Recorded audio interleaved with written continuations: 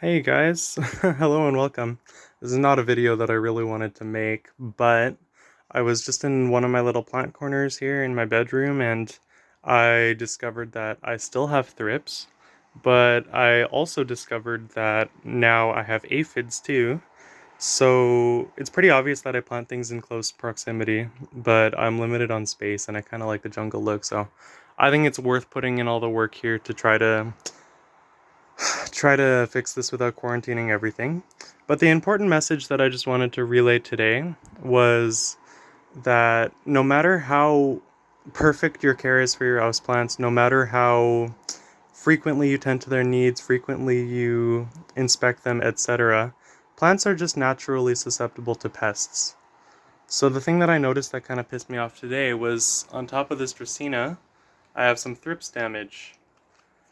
This monstera was just covered in aphids. I had to spray it all down. I'm gonna repot everything in here, which is gonna be rough because I have stuff growing in leca, I have stuff growing in perlite, I have stuff in sphagnum moss, and I have stuff in potting soil. So this is gonna be quite an ordeal.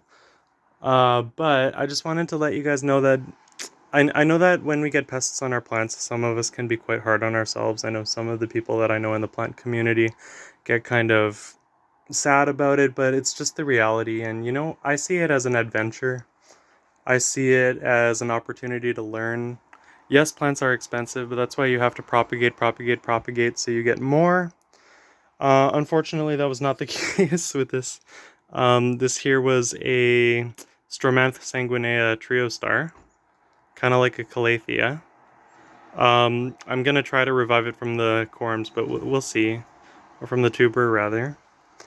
Um, that is so sad. You guys, I'm seeing so many like yellow leaves everywhere. This is actually after I pruned some. But I don't know if you can see the thrips damage here, just on the new growth on this Philodendron andrianum. That's kind of a hallmark color. Kind of yellowy, kind of muted. You can kind of see through parts of it. This is a Philodendron pastazanum. Happens very quickly too, so you got to be on top of it.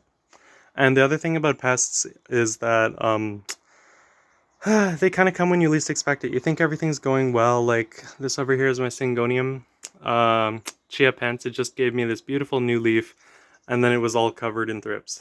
So at least my orchid's still blooming. Another thing that I wanted to show you guys that, I don't really reveal on this channel is I'm really into art. So there you go. That's a little self-portrait I did a few years ago. There's my black belt in Taekwondo. I don't know if you can really see it, but I'm really into fishing too. I always go fishing with my brother and my dad. It's always a good time. It's a good bonding experience. But that's my little update here. Um, my kind of sad update. But you know what? It's encouraging in that I'll come to you guys with another update when everything's doing a lot better.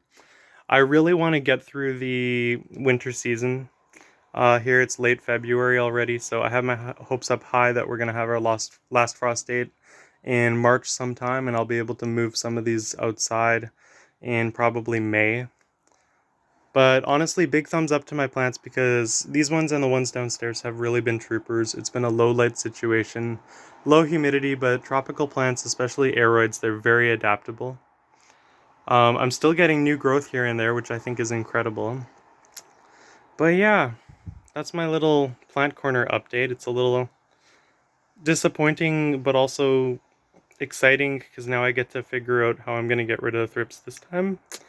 I'm probably not going to do bios. I was doing Swirsky and Coppered Ultimate packets, the sachets, but they're kind of expensive. So we'll see what happens there. But yeah, I also noticed anthracnose. Oh, this is so mad. What happens is when the pests, this is a philodendron fuzzy petiole, philodendron nagaratense propagation that I have started. But see this on the side? That happens when pests start sucking the fluids out of the plant, especially the phloem, and then it gets these micro wounds and it can't compartmentalize itself correctly. And then, I don't even know if you guys can hear me. I think I'm a little too far from the camera. But what I'm saying is basically it gets compartmentalized and lots of little wounds, and then you'll see dieback when sucking, piercing insects, try to consume your plants. Another thing to look out for, I'm just noticing right now on this Philodendron Splendid, it has a black tip here. That's thrips damage 100%. I'm going to have to chop that all the way back. I don't want to throw away the plant though, because I really like it and my friend gave it to me and I think it deserves better. I don't know if you can see in like the crotches of the new growth of this Monstera too, but there's some dieback there. Thrips especially like hiding in crevices and nooks and crannies in plants, but aphids I find attack more the new growth. Yeah, it's even on the end of this Marantha here. So this is going to be really interesting. We'll see what happens. I've been in this corner pretty much all morning, so I probably look like an entire mess.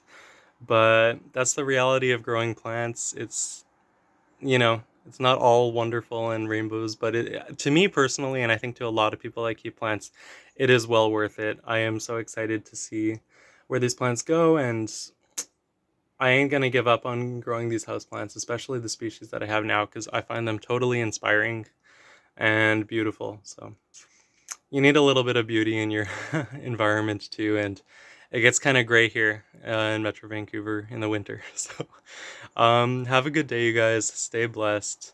I am going to comb my hair and take a much needed rest. Um, yeah, have a good one, you guys. I have another video coming out on sequoia trees with my dad. I have my plants downstairs are doing comparatively a lot better. Thank God I haven't seen a single thrips down there. So I'm going to make a video on Ficus benjamina, and I'm going to make some vegetable videos because I'm starting with my alliums outside and my onions and a lot of planning, and I have really high hopes for this channel this year. And yeah, so stay blessed, you guys. Have a good one.